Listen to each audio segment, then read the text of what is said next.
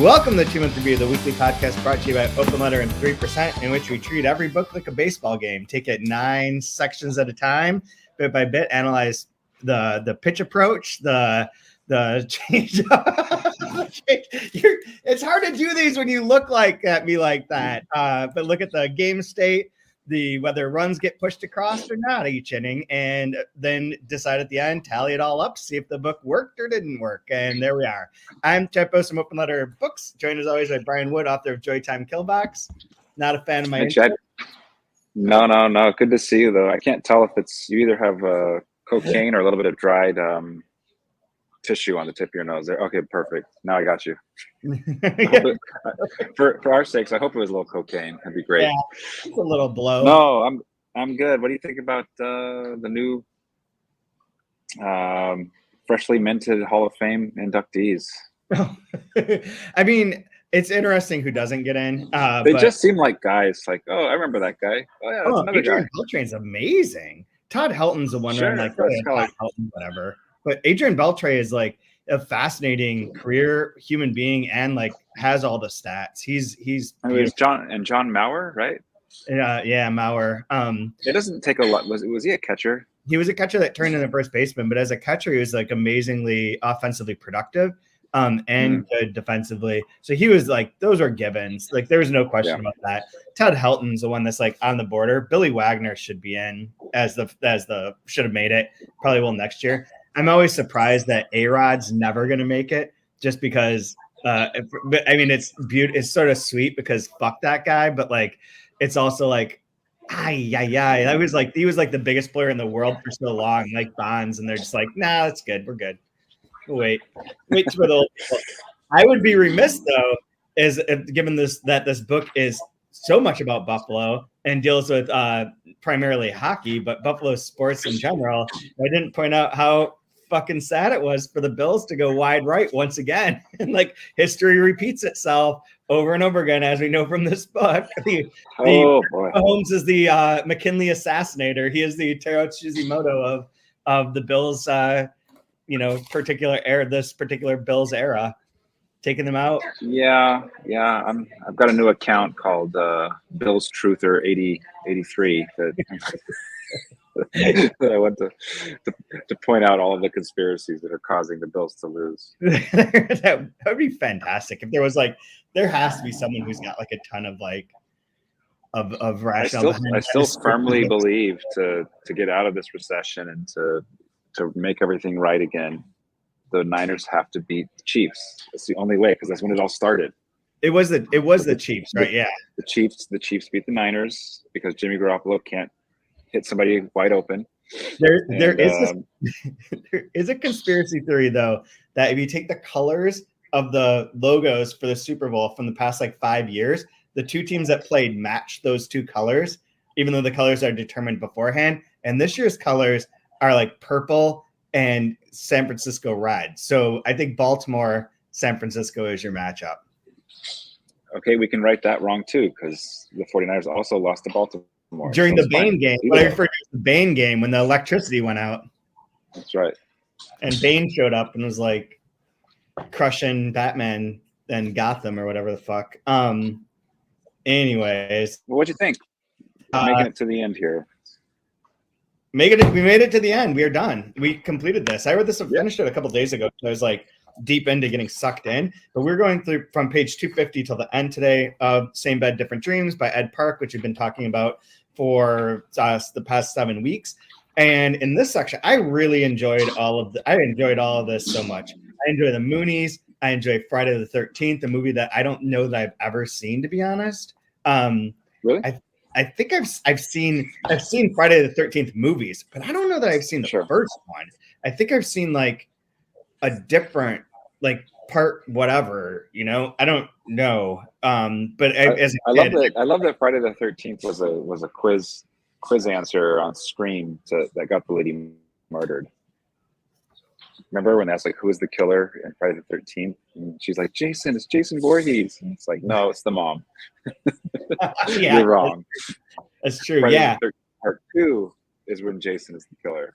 Is the killer and comes back. Yeah, I didn't know that, but that's like but I only know that through reading it. I don't remember. I have no visuals for this in my mind. I have no recollection of it. It's possible when like I was a kid and we'd watch all those like Nightmare on Elm Street and Friday the 13th and Halloween and whatever the other ones that were popular at that time. I might in it, but like I was never a big horror movie person of that slasher version. So I never really watched too many of those. I didn't like Nightmare. But even with that, I love that Ed did a great job of making me like hear the chit chit chit sounds like like that. Yeah. Because there's certain hallmarks, whether you've seen it or not, that like you'll know whether it's the mask and the machete and the sound, right? It's the psycho sound too. Yeah, exactly. I think this became really like wrapped up fun. I love that we had set up Betsy Palmer so well last week and then did not allow the payoff to come along with us. We played up the I Have a Secret, the Ronald Reagan connection, her James Dean thing, and then we'd reference that the one scene in the book that's described of Camp Crystal Lake of the kid drowning and the mom was the setup for Friday the 13th. And this time Friday the 13th comes in is the murderess, the bad guy, the villain of the movie. So it's perfect for that to tie into. And I know that part of this is not in the book. This was I was not sure of when we were talking last week. I could not remember exactly how it worked. But Ed included, so we've got Friday the 13th. We've got more about Parker Daughter. We've got a few other like loose ends to tie up or to like wrap into each other, mostly related to Hang. But then there's also a long section. There's a bit about the Moonies, but there's a long section about Kim Jong-il, in which he is a cinema buff and loves all these Western movies, loves all these movies overall, starts the Cinefreak magazine that's been laced throughout this entire novel. And he's the one who's writing a lot of the pieces, and he's obsessed with Friday the 13th. And Ed told me that he thought he had read once that in an interview, Kim Jong-il said that was his favorite movie of all time. And so he based part of this book on that, but could never find like the verification of that. It could have been invented, imagined, dreamt, whatever it might be. He didn't have a source for it, but thought that he had read that at one point in time. And it's kind of an amazing image of like the leader of North Korea just being like, I love Friday the 13th. That is a masterpiece of cinematic art. Yeah, if we could get some like, soulless zombie thing that just crushes human bodies, that'd be a great one for your supreme leader to have as their favorite. I was just looking this up. He is not the supreme leader. He is the deer leader. His father. Sorry. Oh, I had to close this all down, so I don't have it open anymore. But there's a bit in his Wikipedia page because I was looking up his brother that's referenced in here too, and a couple other things, and that it had a bit on the names for him and his father. And I think his father was greatest leader or supreme leader. He is deer leader. And then when they die, they are eternal blank. They're named to like a particular organization for eternity. All the Kim family, when they die, becomes part of an eternal task force or KPG style. I think it was like the WKG or something. It's like 3 initials as well. That's pretty cool. So it's kind of interesting, kind of fun. But what did you think of the wrapping up here? Oh, and we get, and I have to say, like, this is so obvious the entire time, and yet so easy to overlook. And this is the part, like, reading this, I was like, oh, I was so feverish during this. I remember reading this and being like, I don't know what's happening anymore. But that Soon scene is Dr. Sin's son is so fucking obvious because the sections in which Soon is the protagonist are called The Sins, and they are the Sins as like the family, and we have Inky Sin the whole time. All of that is sitting there for you to make that connection. And yet I bet a vast amount of people just never would. I think we think of The Sins as like the 7 mortal instead of the family name. But that's also with this brilliant like sort of twist. All the lineage, the genealogy stuff has been so crucial throughout this in one way or another. And to have it finally like hit that twist and like get in there is so, I love it. We also have the real life shooting down of the airplane. A lot of this is like real factual history again, aside from. Yeah, I thought it made a lot of sense to end with like conspiracy theories. Yeah. Like given everything, like having what's real here, what's not real here, what happened, what didn't happen, like ending it with that kind of going down the wormhole of like, was it a spy plane? Was it an accident? Was it a shootout between Americans and Russians? Was it, did they land safely and imprison people? There's all these fun theories of like what actually happened, and you just can't have a disaster anymore, especially nowadays. Holy cow, everything is a conspiracy theory, right? I mean, this would have been, I mean, in 1983, like that is such an insane time for any information related to Russia. You shared, and let's talk about it in a second, but like when this happened, I don't remember this one specifically, but I've read about it since because it's referenced in a Korean book that we published as to like the year 1983 being particularly bad for Korea. And this is one of the big instances. And I don't know if you remember, but there was a ferry boat that sank some years ago, and like 100, 200 people died on it, maybe more than that, 400 maybe. And the like national trauma that induced and like that they dealt with was so, I was there shortly after, and it was still like ongoing as to processing this like tragedy that I think in our American culture, it would last like 3 days. Like, well, unless it's 9/11, but if it's like a sinking of a ship, it's kind of like, oh yeah, that's horrible. That's a horrible tragedy. Move on to like whatever the next crazy shit Trump says is. But and there, like these kind of things have like this resonance within like the culture that is much more prevalent, like respected, like an intense moment. So this was like a huge deal for them. But like the idea that like, yeah, it literally got shot down. I mean, unless they landed on a fake island and everyone's alive and they're hiding out or whatever, and there's all that kind of stuff. But getting information from like Russia or that part of the world, zero. There was nothing. There's nothing. Everything that leaked out was like hearsay. Never knew. And so you shared, why don't you describe it? You shared an amazing clip this morning. And I can drop. I was looking here. So what I was actually looking for was, so obviously there's the connection of assassinations. And so he talks about the assassination attempt on Reagan. And the Oscars were going to happen. And so they wanted to have Ronald Reagan recorded an introduction talking about being, trapped in cinema forever. And so I was trying to find the introduction by Ronald Reagan. But what I found instead, as I was looking for it, was that there's a news piece about he was testing a communications, and he just joked that like everything's working fine. All the missiles have been sent to Russia, and they won't be a problem anymore. Basically, I've signed legislation that will outlaw Russia forever. We begin bombing in 5 minutes. And somehow Russians listening in, they find that, they freak out, they put everything on red alert, and like, you're just making this joke about bombing somebody. Hilarious during when the doomsday clock is like 30 seconds to midnight. Hilarious. That's the perfect time. So they go on, like, red alert, things are scrambling, they're sending ships. It's this giant to do, like, I don't know. He put us close to, who knows what that cost in dollars for both sides. But I just love the way it fits perfectly with everything that's happening in this book. And the like, ending of that clip is even better, where like Russia, like a guy in Vladivostok or in that area sent a message just on his own, like rogue message aimed towards like the ships in sea, the Japanese and US ships in sea to intercept.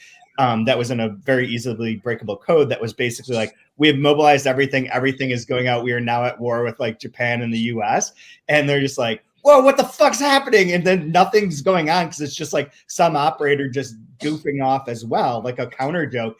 And the commentary from the just like this. I think it's Tom Brokaw, but he might have been drunk. He might have just been. Yeah. That's the last line of it, and he might have been drunk. Day. One senator said the alert must have been a joke. A congressman said it was Russia's way of answering the president. Most officials said no comment, though one did speculate that the Russian might have been drunk. So yeah, we'll we should include a link to that, because it's worth checking out. Like, you think it's fiction, but it's real. You know, just like, what are the chances that the flight that's shut down is 007?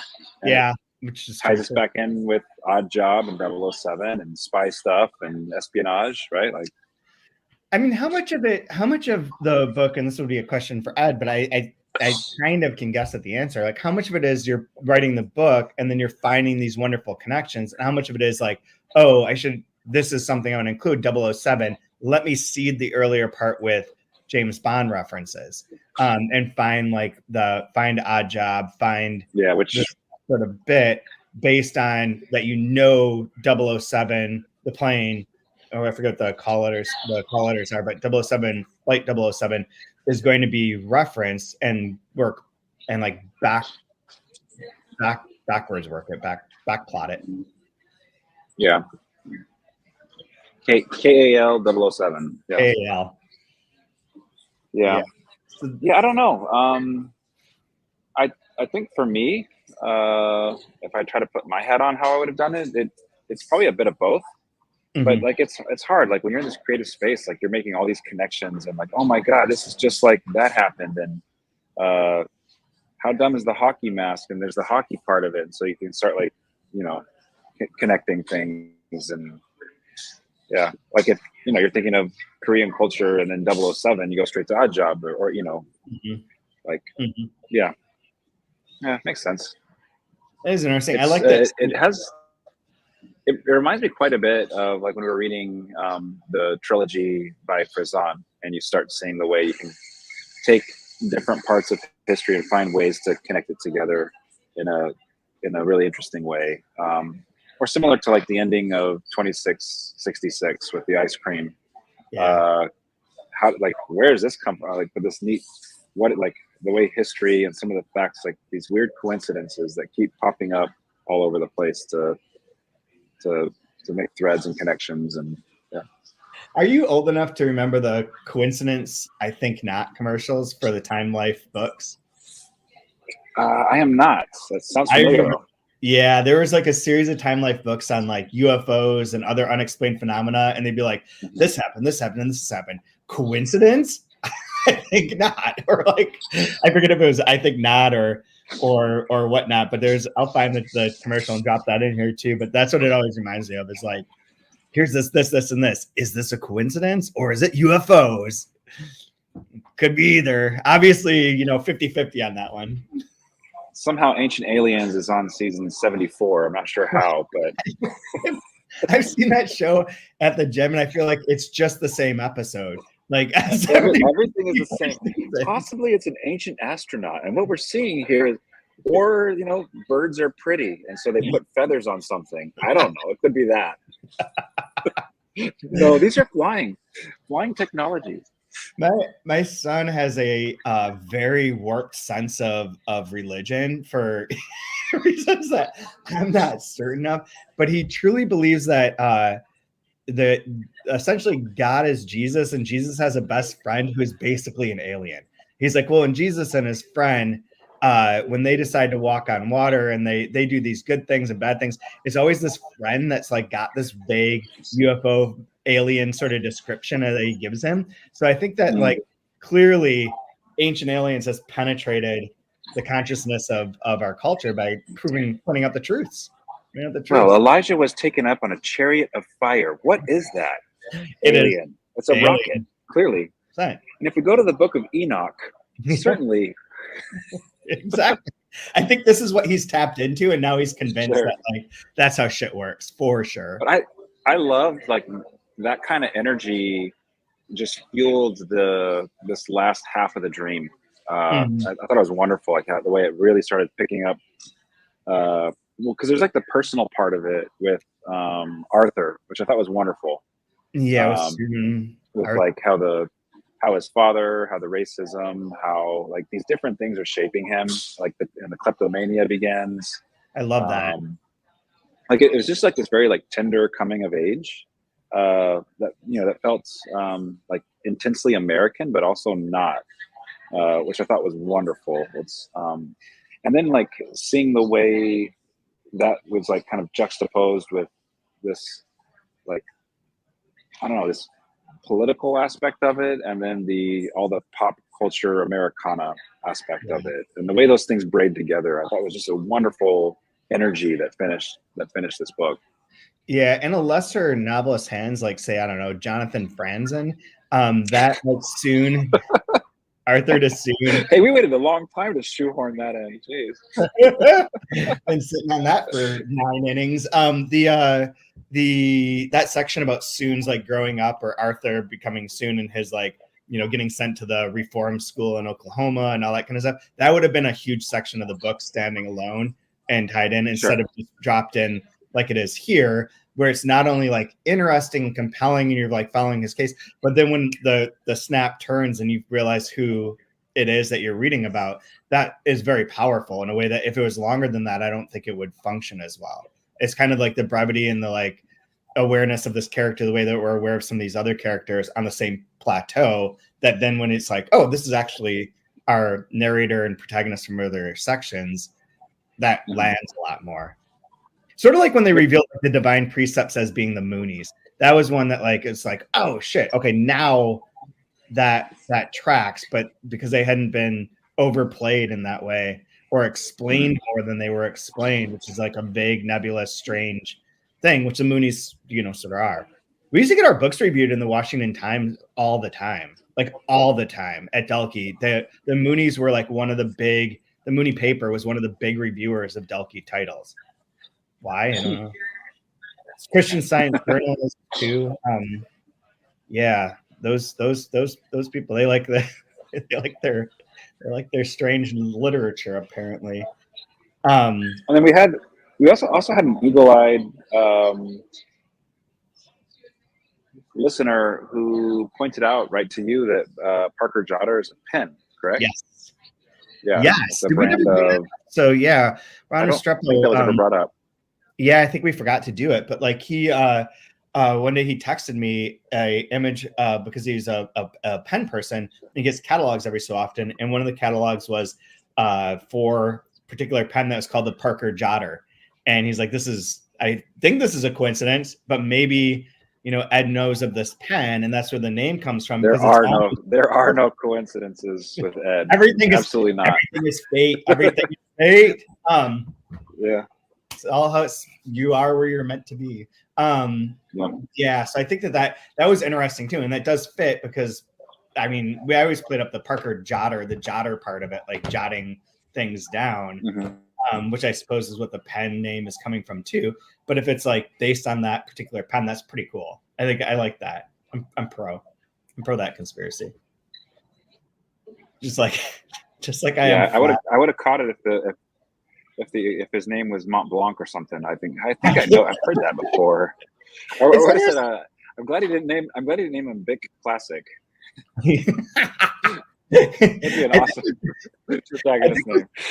I think what's interesting about this book in terms of that aspect to it, the fact that like Betsy Palmer, there's a huge story about her, and then you get the Friday the 13th thing, which that's all she's known for, really. Like, is if you were to Google her, that's the first thing that comes up. That's her, what she's known for, and she references it in here.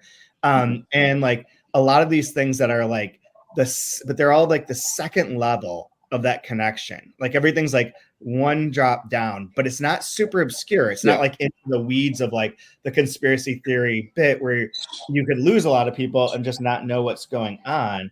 But the fact that it's like it's right there, but it's not right there. It's just like one step below in terms of his and his references. So it's not the most depending on your age, like is somebody gonna know that like Liam Neeson was a serious actor at one point, right? Like, he won an Oscar. Like he won an Oscar for acting, and he was doing stuff like Schindler's List and Rob Roy and like doing like real movies. And then like somewhere along the line, oh, he's just a Taken guy, right? Like he does. Like he's like 70 he's like a 70-year-old badass that kills Croatian mafia. Like I don't know, you know what I mean? Like where did that come from? Or like Bruce Willis was a major investor in Planet Hollywood and a blues harmonica player, and he did moonlighting and this and that. And then, you know, at the end of his life, before he's losing his mind or whatever, he's just doing 17 movies a year direct to stream. Like, like there's going to be people that only know somebody as a thing because of something that happens to get a paycheck or something, and completely, upends. I'm gonna ask my class in a minute how many of them have even seen Friday the 13th, like any of the entries. I remember, like, it was always fascinating as a kid because every Friday the 13th they would play it on TV, and so you could watch a movie. Like this is back when you had to rent a movie and it cost money, and otherwise you don't have any movies to watch, right? Yeah. And you watch it on like TNT, and it would be like the edited version. Edited and terrible. Yeah. There would always be like, instead of saying like damn, it'd be like bananas. Jason goes to Manhattan. Yeah. I mean, there's the one where he's in space. Well, that was too late for me at that point. But, I think that came out like 4 years ago. Man, I think that's like relatively new. Yeah, absolutely. But there are like, your age would make a difference, and Ed's like a couple years older than us, but not. It's the same group.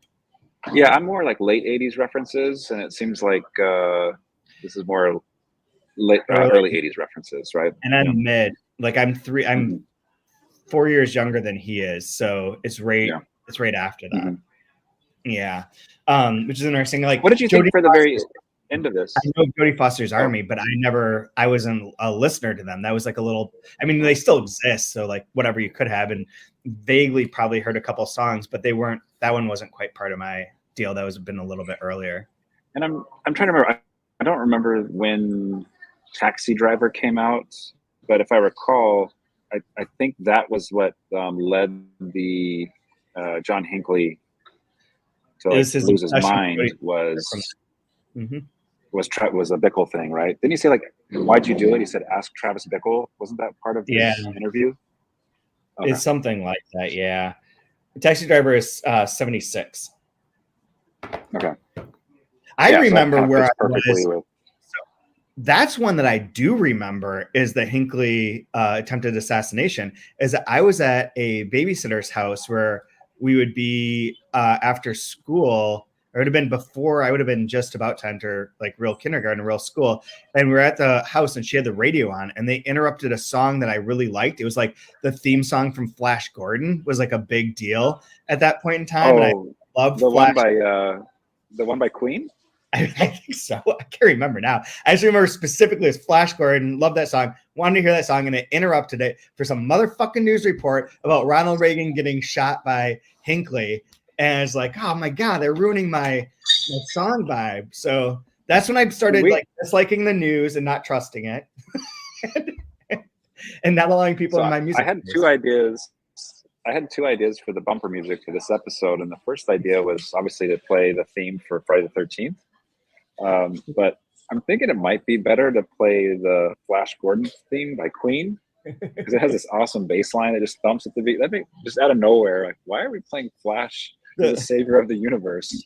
The Jodie Foster's Army Charlie Brown bit that's referenced in here is very funny because it is basically the Charlie Brown theme song. Is barely noticeably different. It's like a little bit jumped up, but that's the other one. You can't get it on Spotify. I don't think it's like a license. I think there's a license issue, so it could invoke like the wrath. We've only had that happen once, and it wasn't for music. It was for an image where I've had like gotten contacted with like a cease and desist for using an image that was in USA Today without properly paying and crediting them.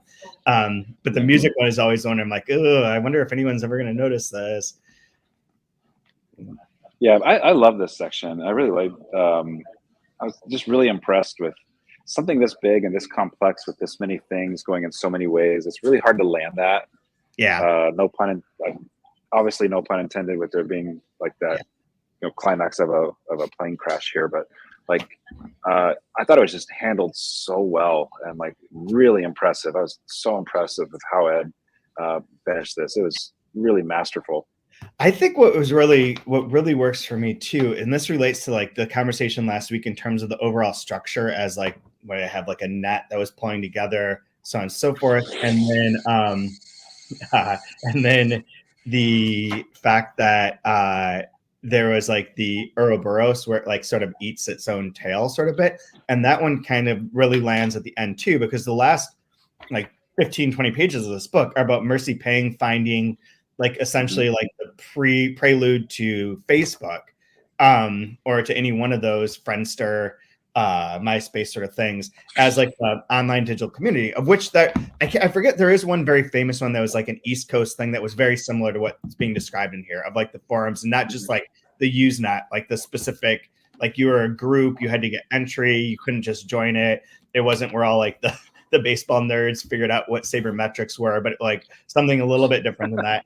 And not to relive those days. But the way that she gets in there and like starts to interact with it, and that leads her to, through the KL thing, to being connected to the Korean provisional government. And the last line of the book being from a recruitment letter to her with the line, "You're a member of the Korean provisional government," which then we go back to that the first time we meet her, she's the person who's not photographed, that his wife thinks she might have seen. She's going to be at the dinner. He references like maybe that's who she is. So she's like in the background through so much of this and is the connecting point through everyone, even more so than anyone else. She's the granddaughter of Parker Jotter. She's connected to KPG through this.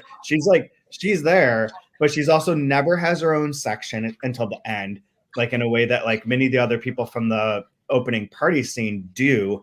Her backstory comes up through her mom's story and then through this little part. But and she shows up in as like the intern for Loa Ding. She shows up in that space where they're trying to decipher the dreams, same bed, different dreams manuscript that they get on the thumb drive. She's like in these spots, like the person that's there, but never like the truly active, focused on character in any of them till this end.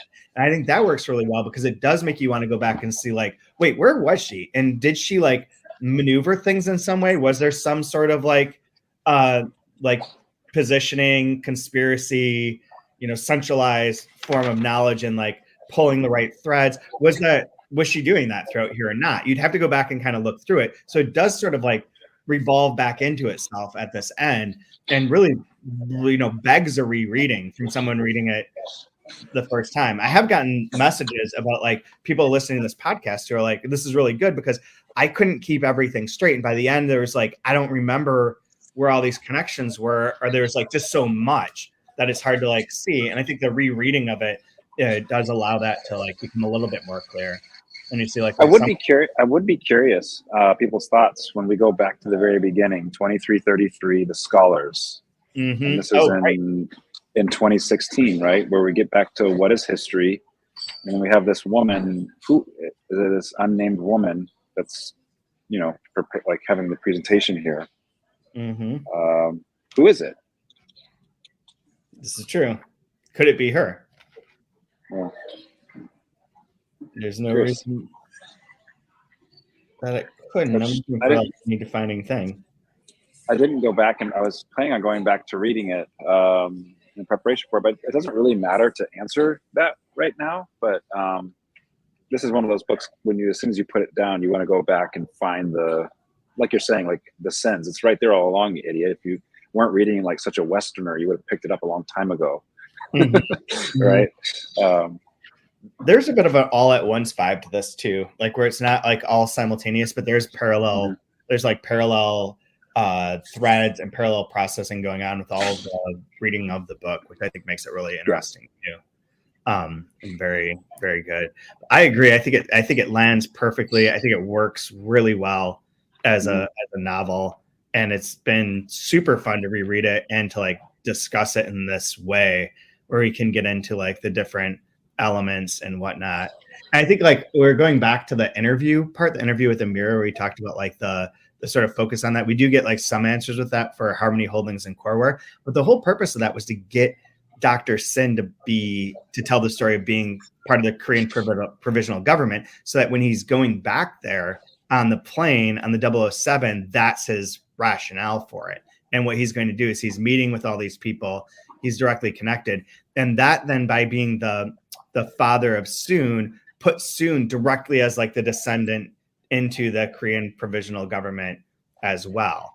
And there's that fun like mirroring of, like, I realize like they have presidents, right?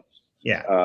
But if you go to North Korea, and there's like this nepotism, right? Or not nepotism, but like the way the family lines just like next, like, just like Britain. Soon is next. North Britain or South Britain? Which part of Hadrian's Wall? Yeah. But I like the way that mirrors that as well. I also got a great kick out of, like, there's 3 presidents, and he's like, which one is doing this? Because I'm like the real one, right? yeah, exactly. He's like a little jealous and a little annoyed. Yeah. So good. It's so fun. It is, and yeah, I think it really works with all those different themes and all the ranging from like the racism against Koreans and Asians in general, through like the history part of it, the war, the technology, like all the ideas of like being watched all the time. And that's where, like, when you're talking about the woman at the beginning with the history, her bit is like, history doesn't exist anymore. History is just data. History, because everything you do is recorded. Every second you sleep, every time that you write something, everything you do is being recorded, and history is now data rather than a narrative. Whereas Mercy Pang is like, through the end of this, and one other thing related to that in a second, but through the end of the last dream, she becomes the one that's like witnessing the story, the history. The dreams are trying to tell a story, and in some ways, like, through fits and starts of like, here's all these pieces. Let's try and bring them sort of together. Let's try and create this sort of line of who was doing these assassinations. Let's sort of muddy that by maybe there's this other thread to it. It's like this continual, the dream's like a continual attempt in dreamlike, not in dreamlike ways like surreal shit happens, but in dreamlike logic of like, how did I get from A to B exactly? Like, there's all these pieces, but like they fit together, but I can't quite get them to link. And so it keeps trying to tell this story. And then her bit going back to the beginning is, everything's just data now. History is just numbers. That probably is her all along, because there's this line here on the page 1. Only by going off the grid can one enter true history. And she's like, and that's what one of the thing that she's noted for in terms of the quick, like, who is this person? Monk is this guy. She is this person who's unphotographed. She's no longer photographed. And then she's also trying to uncover what really happened. The other thing to put in there is that right before we entered Dream 5 is the section where Soon's in the strange like room with the computer, and his Dr. Ubu boss transforms into Daisy and is like, you need to write the end of this. You can only add to Dream 5 like the things that only you know, which I assume would be his history, Arthur/Soon's history, but then possibly they're like, we need a last line, possibly the end too, in the sense that Mercy's story is written, or that part of it is written by Soon. Yeah. Right. And like the things that, and there isn't like a true, didn't do like a, word analysis of this or anything, but there's a subtle shift between in the middle of that dream where it's like the normal sort of dreams, and it sort of gives way to a little bit of something like a slightly different tone where it's talking about Arthur and his life. It subtly felt a little different, and that's where I was like, this is the part that he would be adding to the dream, but yet it's imitative of that style, and maybe it's like unintentional. I'm just like looking for that through like the lens of knowing the story, but like I think that's cool too. I mean, overall, I think it's great book. We're gonna have to move on because I have a hard deadline because I have to go teach class about Larry Venuti, Mark Palazzati, and Kate Briggs. So for anyone who's a translation nerd that's listening to this, it's a good class. It's a great class. You should read along. You can visit. But before we do last lines and all that, I want to point out that our next, the next season, the 22nd one, is going to be about this book, Praiseworthy by Alexis Wright, Australian Aborigines author. This is considered her magnum opus. It's coming out from New Directions on February 6th. And this was published, this is brand new. So it's coming out, the copyright is 2023. I think it may have been available in Australia last year, but this is the first one that's coming out. But she's the author of a number of books, including one other book that they're doing now, which is Carpentaria.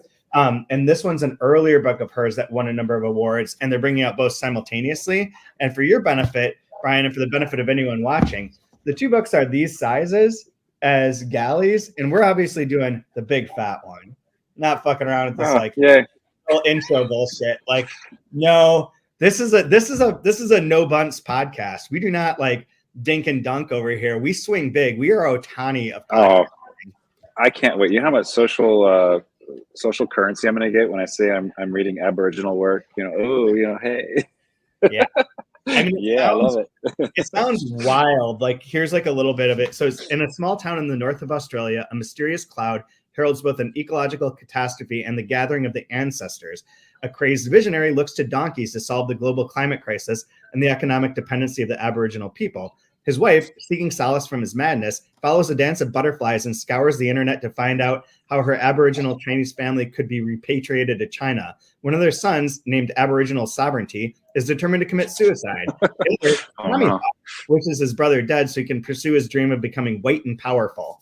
So, bunch of stuff. Sounds wild. Alrighty.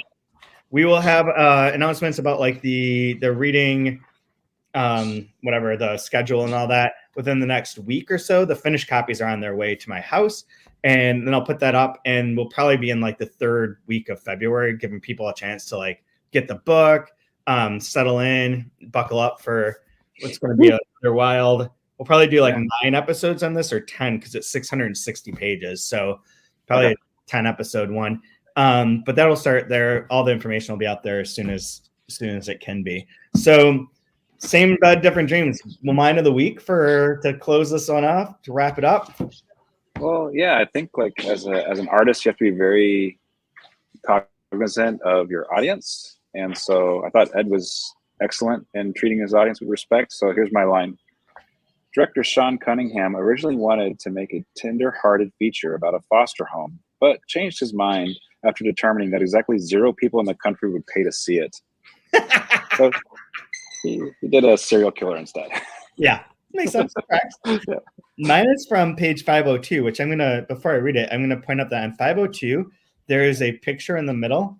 That picture is the one that they use. It's actually a wheel. I'm not sure if that's clear on here. It looks sort of like an eye. But that's the picture that's on the front of the galley version. That was used as the cover before the cover that we have for this finished one. And I believe it's a movie still that they just or TV show still that they took. I want to say that is it possible that Reagan and James Dean were in one episode of something together? I think this might be from that, assuming that happened. I forgot to look it up because I'm busy and lazy simultaneously. But my line of the week is from that page, which is, if an actor becomes president, does that mean the whole country is a movie set? When they gunned him down 2 years ago, a great twist for Grant, Bessie thought that for sure reality would set in. And I think in this election year, that's a key thing to think about. And with that, we're going to end this season 21 of the 2-month review. As always, like, review, rate, share. We're on Apple. We're on Spotify. We're on YouTube. Hit the subscribe button if you're watching us on YouTube. Tune in soon. We'll be back. All the information will be on the 3% website in terms of the reading order, and we're good to go. Any final words, Brian? Tune in soon. That's pretty terrible, Chad. It seems like a sin.